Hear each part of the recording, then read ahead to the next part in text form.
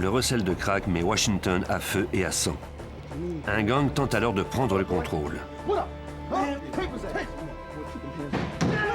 Les autorités ripostent du mieux qu'elles le peuvent, mais les membres du gang auront recours à tous les moyens pour éviter d'être accusés.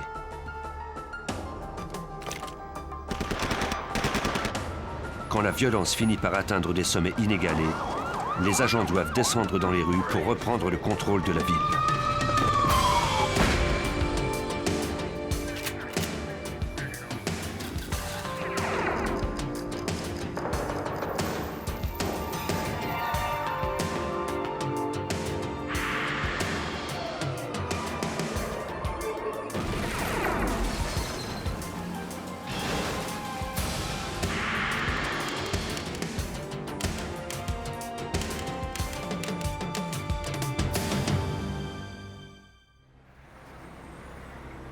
Le 26 octobre 1994 à Washington. La capitale des États-Unis est à la veille de devenir le théâtre d'un autre crime sanglant. Juste avant minuit, 3 hommes masqués entrent par effraction dans une maison au nord-ouest de la ville.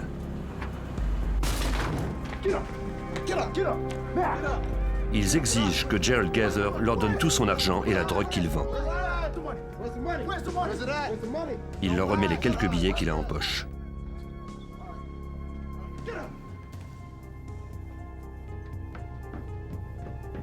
Le propriétaire des lieux, William Ragland, est assailli au sous-sol où il effectue des travaux. À l'étage, un des 3 intrus trouve Nancy et Darlene Hatchett, la fille et la petite-fille de Ragland.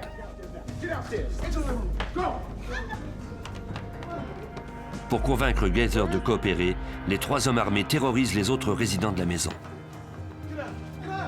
Ils ordonnent aux 2 femmes de se coucher au sol, face contre terre.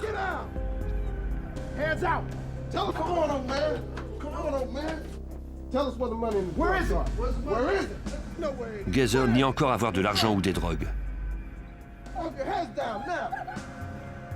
Un des intrus braque son pistolet de calibre 22 sur Ragland. Il tue instantanément le vieux retraité de 89 ans.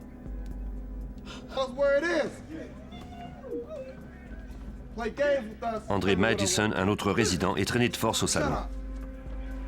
L'un des 3 intrus remarque qu'il porte une chaîne en or et la lui arrache du cou.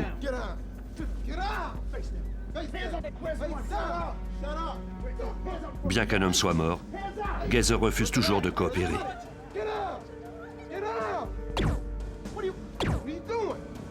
Enragé, l'un des intrus se met à tirer sur les résidents. Cette tentative de vol est maintenant un triple homicide. Le trio prend la fuite. L'un des assaillants vomit près de la porte arrière avant de quitter les lieux.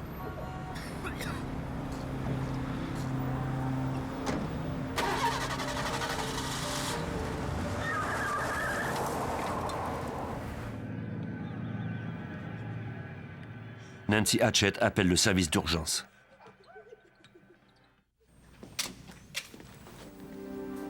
Des agents du service de police métropolitain de Washington arrivent rapidement à la maison, située dans un quartier contrôlé par des trafiquants de drogue. Ils trouvent 3 cadavres. Ceux de William Ragland, de sa petite-fille Darlene Hatchett et de Gerald Gaither. On photographie les 3 corps avant de ramasser les douilles de projectiles. À l'extérieur, les policiers découvrent la tache de vomi près de la porte.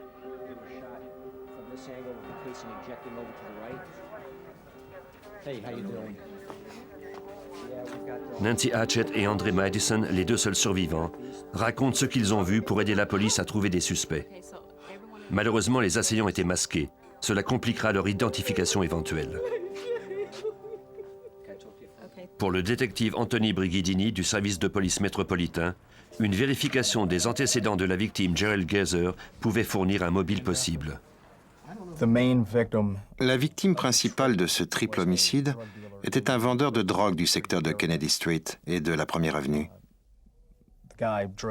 Cet homme roulait à bord de voitures de luxe. Il avait de beaux vêtements et beaucoup d'argent. La situation s'est corsée quand il n'est pas arrivé à remettre assez d'argent à ses fournisseurs. C'est là que la fusillade a eu lieu. Les voisins déclarèrent aux policiers qu'après avoir entendu les coups de feu, un sedan de couleur sombre avait quitté les lieux. Son pot d'échappement faisait beaucoup de bruit. Un bulletin spécial donnant la description du véhicule et des 3 hommes fut relayé à toutes les voitures de police. 1 heure après les meurtres, 2 policiers de Washington remarquèrent un véhicule bruyant qui correspondait à la description du bulletin. En voyant les 3 hommes à l'intérieur, les agents firent arrêter l'Oldsmobile gris.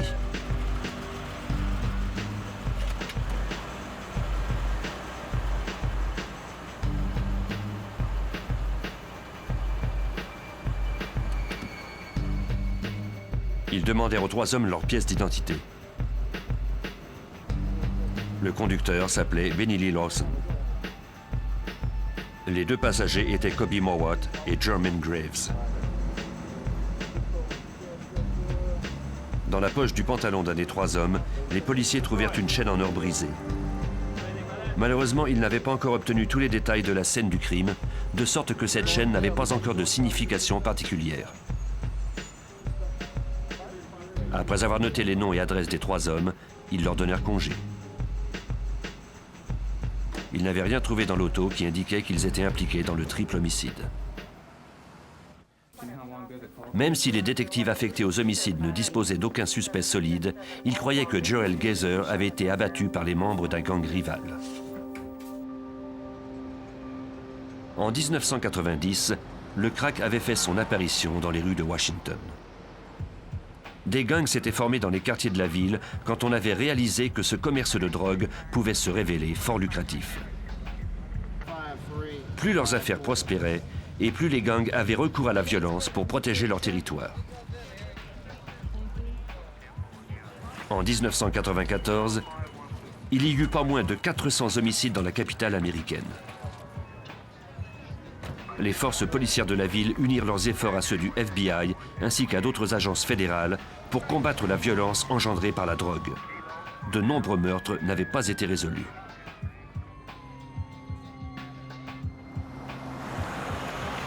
Pour trouver une piste suite au triple homicide, les détectives ratissèrent le quartier de la scène du crime.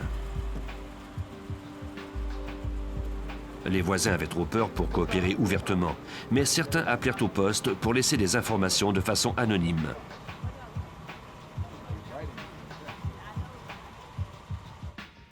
Une piste menait à Benny Lee Lawson, l'un des 3 hommes arrêtés au cours de la soirée des meurtres.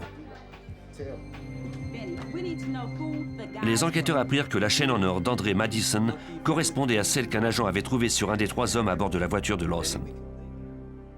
Le détective Brighidini interrogea ce dernier. L'interrogatoire de Lawson a duré de 3 à 4 heures. De nombreux détectives sont entrés tour à tour dans la salle. Ils ont passé du temps avec lui en essayant d'obtenir des informations sur son implication dans le triple homicide. À maintes reprises, Lawson nia être au courant de ces meurtres. Il refusa d'être soumis au test du détecteur de mensonges. Les enquêteurs essayèrent de l'ébranler en lui disant qu'on pouvait prouver sa présence sur la scène du crime en analysant l'ADN du vomi. Lawson ne broncha pas. Après 4 heures, les policiers n'eurent d'autre choix que de le relâcher. Le nom du suspect fut introduit dans la base de données criminelles. Des unités d'agents secrets l'avaient identifié comme un membre d'un des gangs de rue les plus violents et les plus craints à Washington. C'était le gang de Kennedy Street, nom qui correspondait au secteur où il vivait et qu'il contrôlait. Créé en 1988, ce gang était impliqué dans plusieurs activités criminelles, commerce de drogue, vol, enlèvement, fusillade et meurtre. Kobe Mowat et Jermaine Graves, les 2 hommes qui accompagnaient Benny Lee Lawson le soir des meurtres, le bombardèrent de questions à propos des longues heures qu'il avait passées avec les détectives. Ils croyaient qu'il avait craqué sous la pression et qu'il avait révélé leur implication dans les meurtres. Ces accusations rendirent Lawson furieux. Il détestait la police. Il jura à ses 2 complices n'avoir rien révélé aux enquêteurs. Comme aucune arrestation n'avait eu lieu, Graves était confiant que les policiers ne disposaient d'aucune preuve. Mowat n'en était pas aussi sûr. Il confie à ses amis qu'il préférerait quitter le pays plutôt que de faire face à des accusations de meurtre. Quant à Lawson, il fit la promesse de ne jamais remettre les pieds en prison où il avait déjà été violé.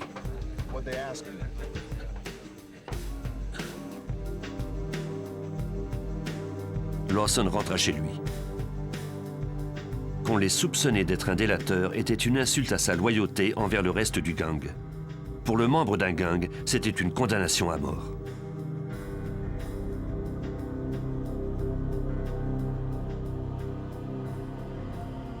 Il comptait bien regagner le respect du gang et prouver qu'il n'avait rien révélé à la police.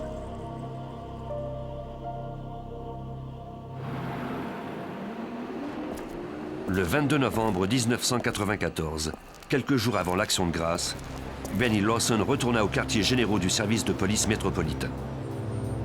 Il était environ 15h15. Il essayait de retrouver le service des homicides où on l'avait conduit quelques semaines plus tôt.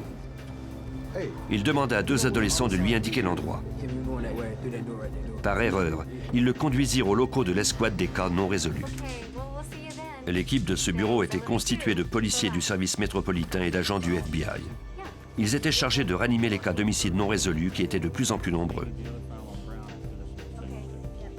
Étaient présents les agents du FBI Martha Dixon Martinez, John Kufta, Mike Miller et le sergent Hank Daly de la police métropolitaine.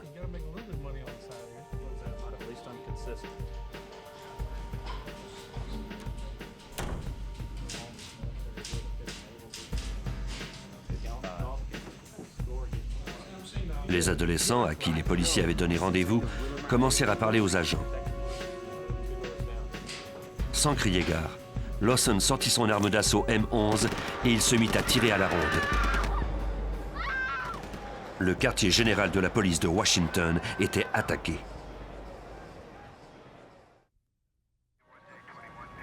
Une salve de coups de feu retentit dans le quartier général du service de police. Les détectives se ruèrent vers le 3e étage où la fusillade continuait. Personne ne comprenait ce qui se passait derrière les portes verrouillées du bureau de l'escouade des canons résolus.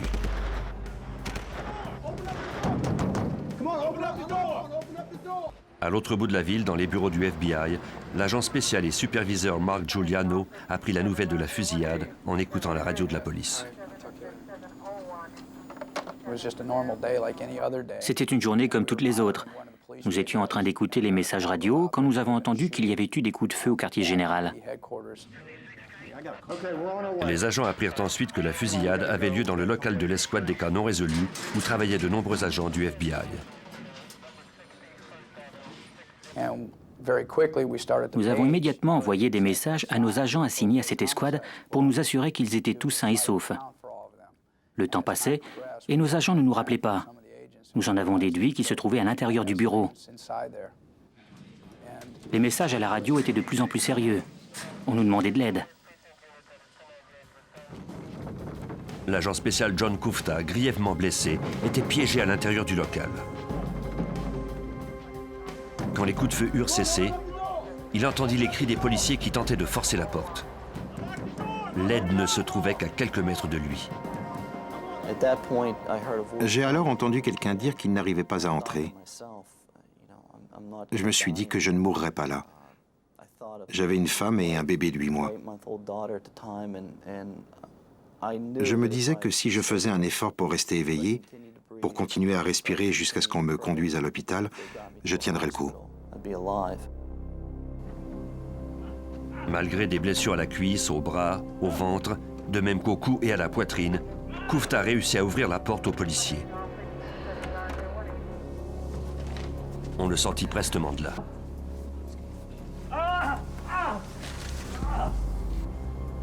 La seule autre personne aperçue par les policiers était le sergent Hank Daly, dont la vie ne tenait plus qu'à un fil. On traîna son corps à l'extérieur de la pièce. On le transporta rapidement sur le toit de l'immeuble où un hélicoptère l'attendait pour le conduire à l'hôpital. Comme les policiers ignoraient si le tireur projetait une autre attaque, ils attendirent l'arrivée d'une unité SWAT. Tous les agents du FBI et les membres de l'unité SWAT présents à Washington convergèrent vers le quartier général de la police. Quand l'escouade spéciale arriva sur les lieux, on pouvait encore entendre des cris dans la pièce. Les hommes y pénétrèrent lourdement armés.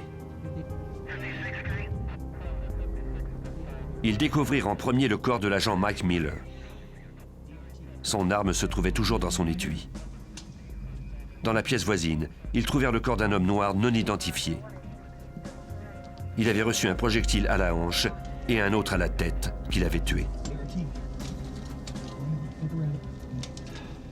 On trouva l'agente Martha Dixon Martinez en dernier. Elle avait reçu des projectiles au dos. Près d'elle se trouvait l'arme que le tueur avait utilisée pour la tuer, elle et les autres, un fusil d'assaut M11.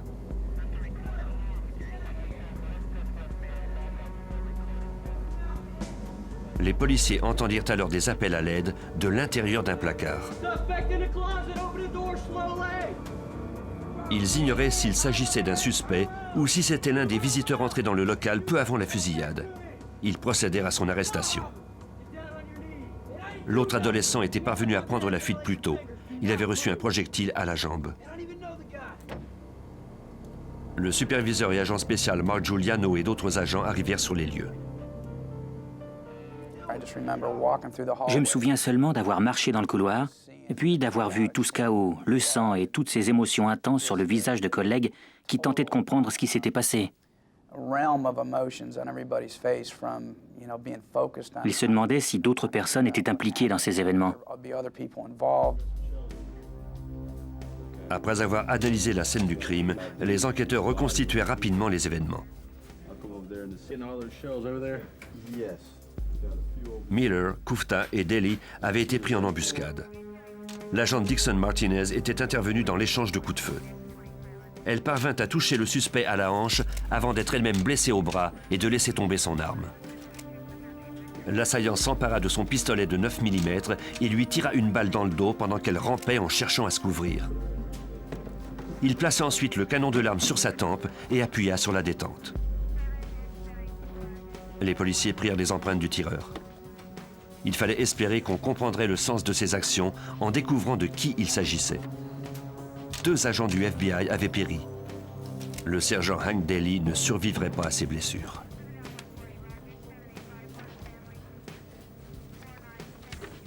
C'était la première fois en 8 ans que plusieurs agents perdaient la vie simultanément. C'était aussi l'attaque la plus sauvage qu'ait connue la police de Washington.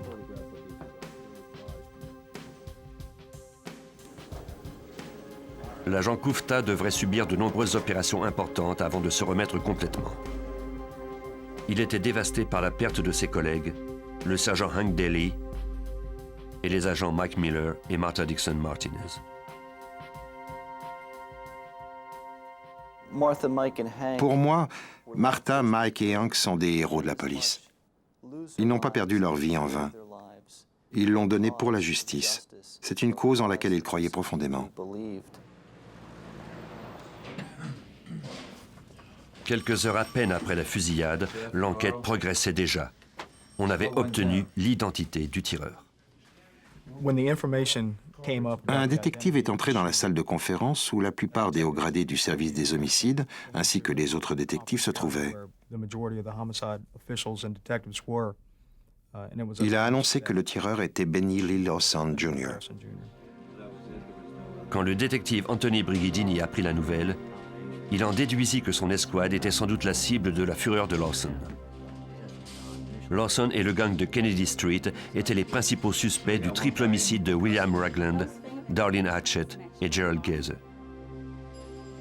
La fusillade du quartier général démontrait jusqu'où les membres du gang étaient prêts à aller pour se protéger.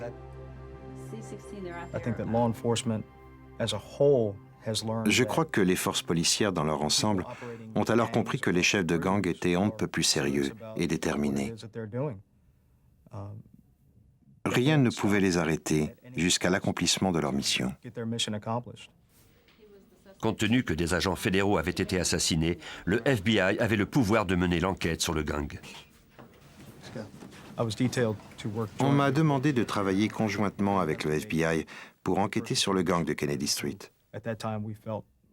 À ce moment-là, nous croyons qu'ils avaient manigancé la fusillade de Benny Lawson au quartier général. Après s'être joint à l'escouade spéciale, Brigidini partagea avec les autres membres les informations dont il disposait à propos de Benny Lawson et du gang. L'agent spécial John Kerr faisait partie de l'escouade. Pour lui, le lien entre Benny Lawson et le gang de Kennedy Street suscitait d'importantes questions. Était-ce un crime commis au hasard par ce Benny Lee Lawson ou avait-il des complices? Est-ce qu'il avait eu de l'aide? Devait-on craindre de nouvelles attaques? Nous avons ouvert l'enquête pour trouver réponse à ces questions. Nous voulions découvrir s'il s'agissait d'un complot. Le soir suivant la fusillade, les enquêteurs obtinrent un mandat pour fouiller la maison de Lawson.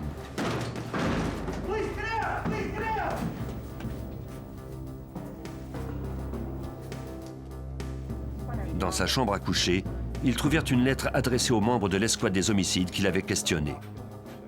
Lawson y menaçait de les tuer. Un peu partout, ils trouvèrent des objets reliés au monde des gangs, des textes de rap violents et des croquis de personnes assassinées.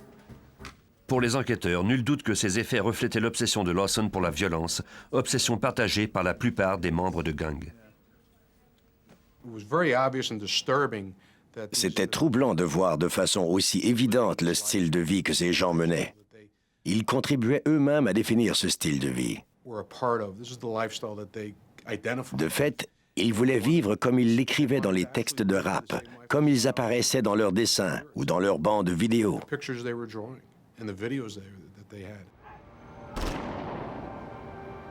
Pendant qu'on procédait à l'enterrement des victimes, les enquêteurs mettaient au point une stratégie pour s'assurer que les membres de ce gang ne feraient plus jamais de nouvelles victimes.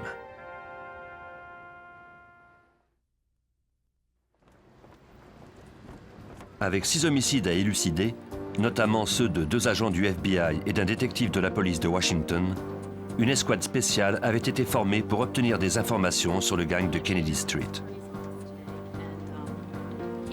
L'agent du FBI, Mark Giuliano, dirigeait cette escouade. Primo, notre mission était d'enquêter sur ce violent gang de rue. Secondo, nous désirions découvrir ce qui avait poussé Benny Lee Lawson à venir au quartier général et à faire ce qu'il avait fait. Nous voulions savoir s'il était parvenu à ses fins à l'aide d'un complice ou encore si quelqu'un avait aidé le gang à effacer les pistes après la fusillade. Suite à la fusillade du quartier général, la police exerça davantage de pression sur les membres de gang et les surveilla. Ces derniers réagirent en passant le moins de temps possible dans les rues. Grâce à cette surveillance, on put identifier les chefs du gang. Kobe Mowat et son commandant en second, Jermaine Graves, les 2 hommes qui accompagnaient Benny Lee Lawson dans l'auto le soir du triple homicide. Dans la rue, Mowat était reconnu pour être violent et imprévisible. Kobe Mowat suscitait la peur. On savait qu'il pouvait rapidement passer à l'attaque. Il avait mauvais caractère, il avait toujours une arme sur lui et pouvait parfois être très violent. En examinant le passé de Kobe, les enquêteurs découvrirent qu'ils connaissaient Graves et Benny Lee Lawson depuis très longtemps. Ils avaient été incarcérés tous les 3 en 1990 à la prison de Lorton au nord de la Virginie.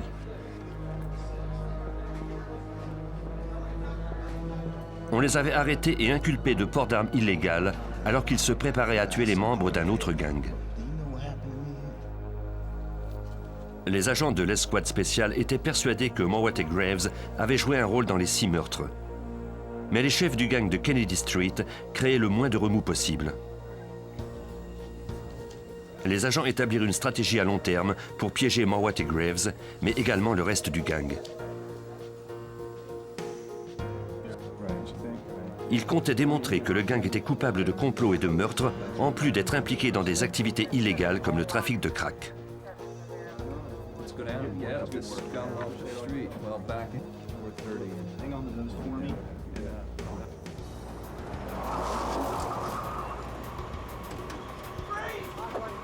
Les agents devaient d'abord se concentrer sur leurs clients réguliers.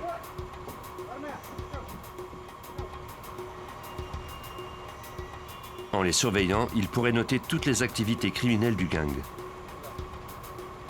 En arrêtant ensuite ses clients, ils disposeraient d'un moyen de pression pour les contraindre à devenir des délateurs.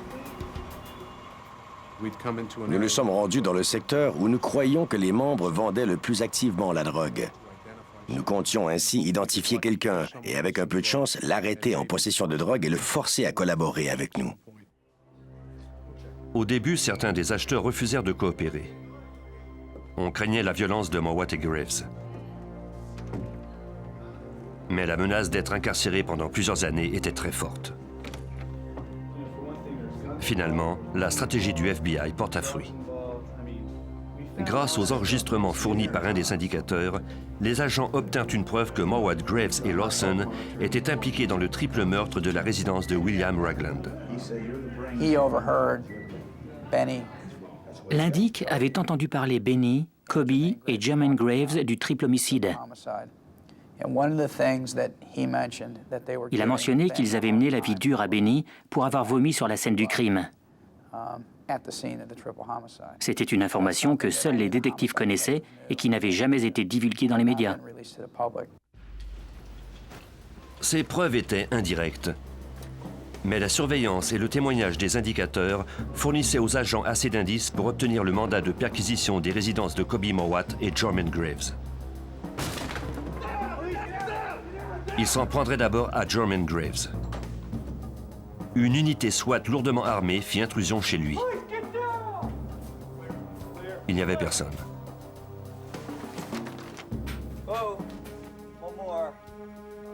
Cela n'empêcha pas les agents de faire d'importantes découvertes. Nous avons trouvé un pistolet de 9 mm semi-automatique, de même que ce que nous croyons être du crack. Un des membres de l'escouade a noté les informations relatives à l'arme et obtenu un mandat d'arrêt contre l'individu qui la possédait illégalement.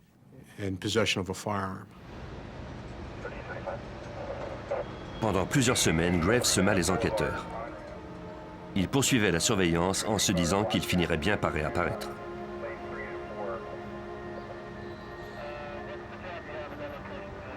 Nous ne savions pas où il se trouvait, même si nous avions quelques petites idées là-dessus. Nous savions qu'il était toujours dans la région métropolitaine. De toute évidence, depuis que nous avions fouillé sa maison, il savait que nous étions à sa recherche. Il faisait le moindre mot possible. Au cours d'un quart de surveillance, j'ai vu un homme de dos qui avait la même démarche que Jermaine Graves. Je ne pouvais pas voir son visage. J'ai demandé à une unité de faire le tour du pâté de maison et d'en profiter pour jeter un coup d'œil à l'individu. Ça n'a pris que quelques minutes et ils l'ont arrêté. Dès qu'ils ont tourné le coin de la rue, ils l'ont reconnu. On l'a arrêté exactement à l'angle de la 1er avenue et de Kennedy Street. Quelques mois après le premier triple homicide, Graves ne sévissait plus dans la rue. Les agents étaient maintenant prêts à perquisitionner la maison de Kobe Mowat, le chef du gang. Une unité SWAT fit irruption dans la maison de Kobe et de son frère jumeau Karim. Les deux hommes n'eurent pas le temps de se rendre compte de ce qui leur arrivait. Les enquêteurs y trouvèrent des documents reliés au gang, des dessins et des textes, de même qu'une petite quantité de marijuana. Il n'y avait aucune arme ni indice les impliquant dans des meurtres, même si ce n'était pas l'objectif premier de l'escouade. On voulait les faire inculper sous des chefs d'accusation plus généraux.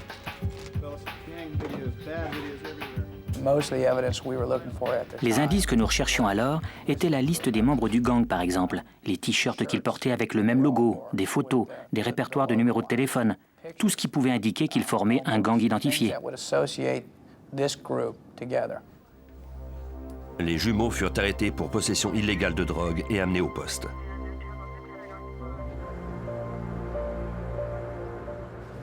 Kobe ne resta pas en détention très longtemps. Seules les empreintes de son frère Karim se trouvaient sur le sac de marijuana. Il fut remis en liberté et l'on abandonna les accusations de possession de drogue contre lui. Mais les agents ne souhaitaient qu'une chose, le remettre au plus vite derrière les barreaux.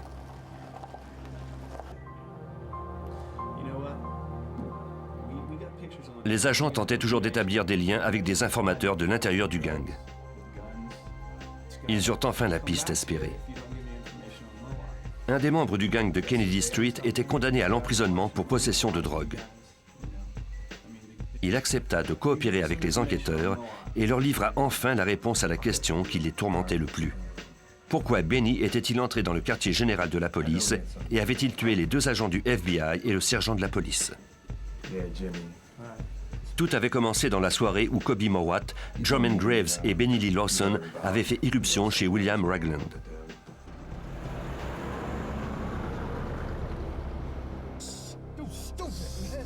Leur plan, voler le vendeur de drogue Gerald Gazer. Comme ce dernier ne voulait rien savoir de leur demande, Jermaine Graves explosa de colère, tuant 3 des personnes présentes.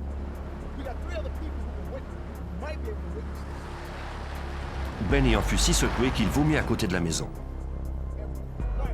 Pour Mowat, c'était un signe évident de faiblesse de sa part. L'informateur poursuivit son récit. Quand Lawson avait été convoqué à son interrogatoire, Mowat était persuadé qu'il avait craqué sous la pression. Il avait alors dit aux autres membres du gang que Benny Lee Lawson coopérait avec la police. Benny détestait les délateurs. Il avait même déjà frappé de la crosse de son pistolet quelqu'un qu'il soupçonnait de collaborer avec la police. Il détestait sans doute les délateurs plus que quiconque dans le gang. On pense que le fait d'avoir été accusé d'être une taupe devant tous les autres membres l'a humilié au plus haut point. C'était plus qu'il ne pouvait supporter. Pour les agents et les enquêteurs, l'implication de Kobe Mowat, Jermaine Graves et Benny Lee Lawson dans le triple homicide était maintenant évidente. Ils transmirent le dossier au bureau du procureur. Grâce aux conversations avec les témoins, de même qu'aux informations recueillies par les policiers le soir où ils ont arrêté les 3 hommes en voiture, il ne faisait aucun doute que nous avions assez de preuves pour obtenir un mandat d'arrêt pour meurtre. Il était également évident que Kobe Mowat avait contribué à motiver Benny Lee Lawson à tuer 3 représentants de l'ordre au quartier général de la police. Les agents croyaient être prêts à faire face au grand jury pour présenter les accusations de conspiration contre Kobe Mowat et le reste du gang. Parmi les 57 chefs d'accusation, il y avait plus d'une dizaine de chefs d'accusation d'homicide, de trafic de drogue, de vol à main armée, d'enlèvement et de racket. Graves, qui était déjà en détention, fut également inculpé de 3 meurtres. Un mandat d'arrestation fut émis contre Kobe Mowat. Les enquêteurs retournèrent chez lui.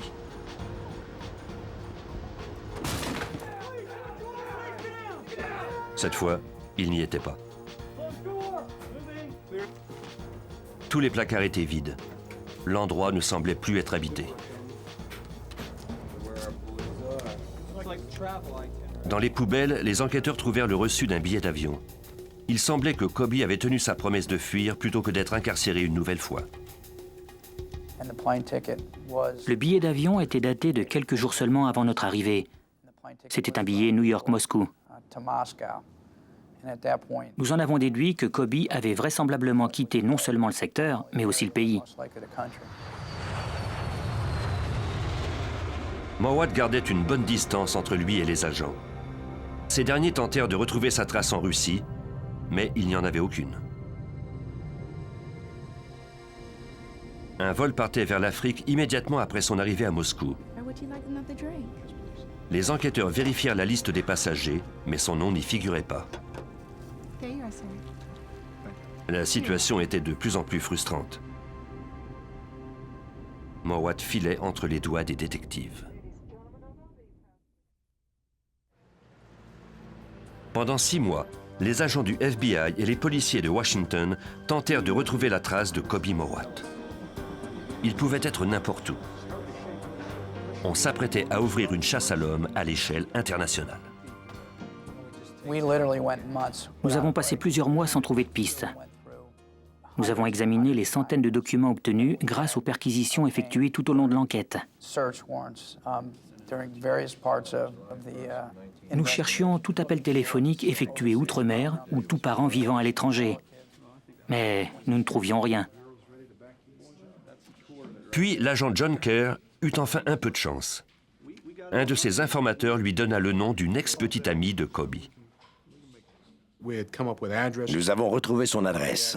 À partir de cette adresse, nous avons obtenu l'autorisation d'examiner les relevés de ses appels téléphoniques. Elle avait reçu un appel à Fréviré du Kenya. L'appel avait été effectué à peu près à la date où nous croyons que Mowat était arrivé en Afrique. Les agents la convoquèrent à un interrogatoire. Elle nia catégoriquement savoir où Kobe Mowat se trouvait. Les policiers l'informèrent du relevé de ses appels téléphoniques. Si elle s'entêtait à leur cacher des informations, ils n'hésiteraient pas à lui présenter une assignation à comparaître. Elle accepta de coopérer. Kobe l'avait appelé à maintes reprises de Nairobi au Kenya, mais pas depuis peu. Elle croyait qu'il se trouvait maintenant en Tanzanie. Ces informations furent rapidement relayées au service de police outre-mer. L'appel de Mowat à son ex-petite amie provenait d'un hôtel de Nairobi.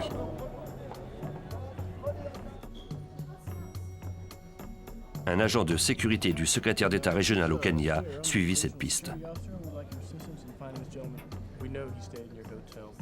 Le propriétaire de l'hôtel ne se rappelait pas avoir vu Kobe Mowat. L'information fut transmise à l'agent Giuliano. C'était extrêmement frustrant parce que nous ne progressions pas. Il n'y avait aucune piste. Le seul lien dont nous disposions était cet hôtel de Nairobi. Nous avons demandé aux agents de sécurité de l'endroit de retourner à l'hôtel pour interroger le propriétaire de nouveau. Mais le propriétaire déclara pour la seconde fois avec insistance n'avoir jamais vu Kobe Mowat. Il parut toutefois hésiter en voyant des photos de lui. Le gardien de sécurité continuait d'insister pour qu'il parle. Le propriétaire accepta finalement de révéler ce qu'il savait à la condition que Kobe ne le sache jamais.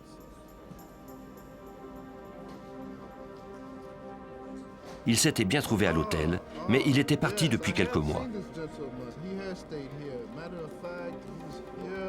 Le propriétaire donna le numéro de téléphone que Kobe avait composé lors de son séjour à l'hôtel. Ce numéro était celui d'un résident de la Tanzanie. Les agents mirent quelques jours avant de comprendre pourquoi le propriétaire de l'hôtel protégeait le chef du gang de Kennedy Street. La mère de Kobe avait été élevée à la Jamaïque. Elle s'était alors fait de nombreux amis, tous partis vivre dans divers pays du monde. Elle connaissait le propriétaire de l'hôtel de Nairobi et l'avait appelé pour lui demander de protéger son fils.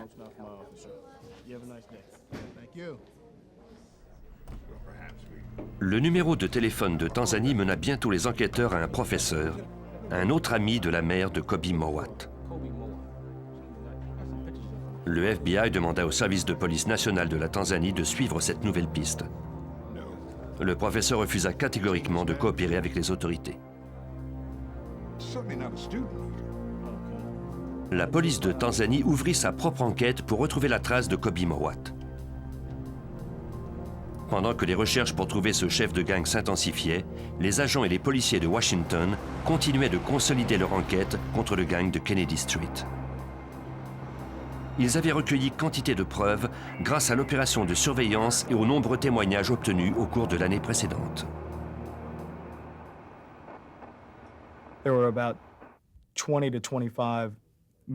Entre 20 et 25 policiers du service de police métropolitain et agents du FBI travaillaient sur cette enquête, 24 heures par jour, soit en examinant des relevés téléphoniques, soit en identifiant d'autres meurtres commis par ces individus au fil des ans.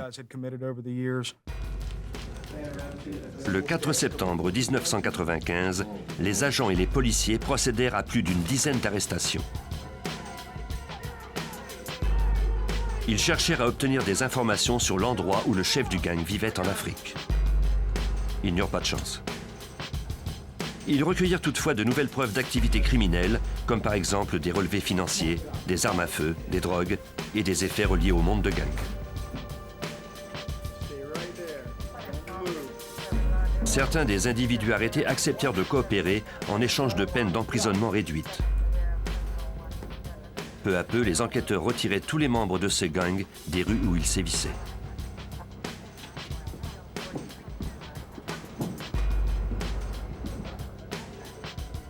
En Tanzanie, les recherches pour trouver Kobe Mowat avaient donné quelque chose. La police nationale apprit par des informateurs que Mowat avait bien été en contact avec le professeur.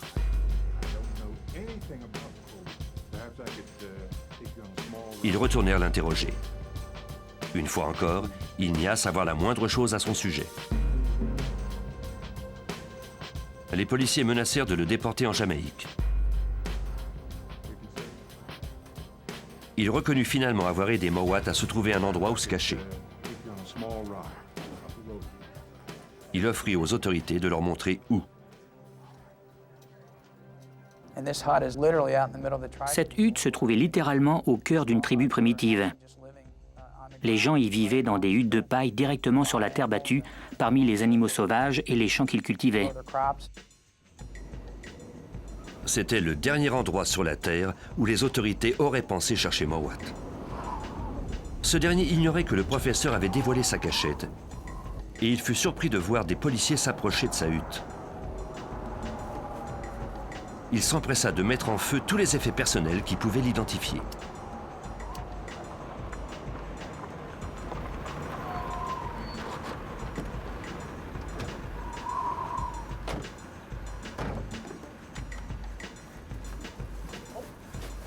Heureusement, les policiers réagirent prestement et éteignirent les flammes.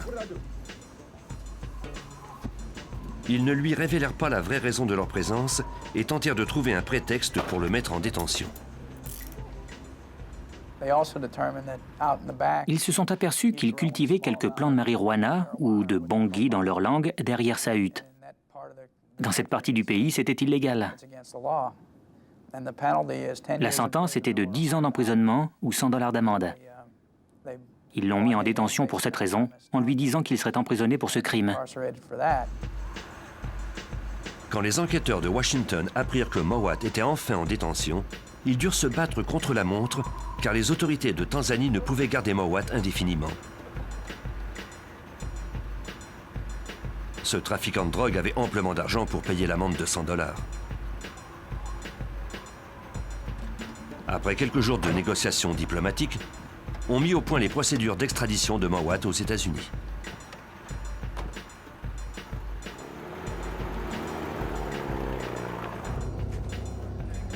On remit enfin Mowat aux mains de l'agent Giuliano et du détective Brighidini qui avait fait le voyage jusqu'en Tanzanie. Les enquêteurs étaient enfin face à face avec l'homme qui leur échappait depuis plus d'1 an. Mowat rentra aux États-Unis, où lui et les autres membres de son gang faisaient face à 57 chefs d'accusation.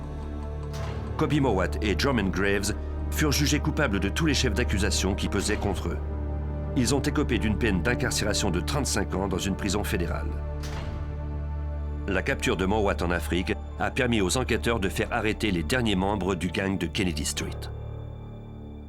When we brought Kobe back to the United States, he just had a domino effect on the rest. Quand nous avons ramené Kobe aux États-Unis, cela a eu un effet domino sur le reste du gang. D'après ce qu'ils nous ont dit, ils ont tous plaidé coupables quand ils ont appris que nous avions trouvé Kobe en Afrique parce qu'ils estimaient n'avoir plus aucune chance contre nous. Les agents du FBI, aidés des policiers de la capitale américaine, ont travaillé sans relâche pour rendre justice aux victimes de ce gang. Mais pour eux, cette affaire était également une affaire personnelle. Quand tous les membres du gang furent derrière les barreaux, les agents eurent enfin le sentiment d'avoir accompli leur devoir. Ils avaient vengé la mort de leurs amis. Le sergent Hank Daly et les agents Mike Miller et Martha Dixon Martinez du FBI. Pour l'agent Kufta, qui s'est remis péniblement de l'attaque du quartier général, les conséquences de cette affaire étaient très importantes. Quand le groupe s'est retrouvé en prison, Le message envoyé aux autres organisations criminelles du district de Columbia et des 3 États avoisinants était très clair. Le FBI et les policiers sont prêts à aller partout au monde pour retracer les criminels, les ramener aux États-Unis et les forcer à faire face à la justice.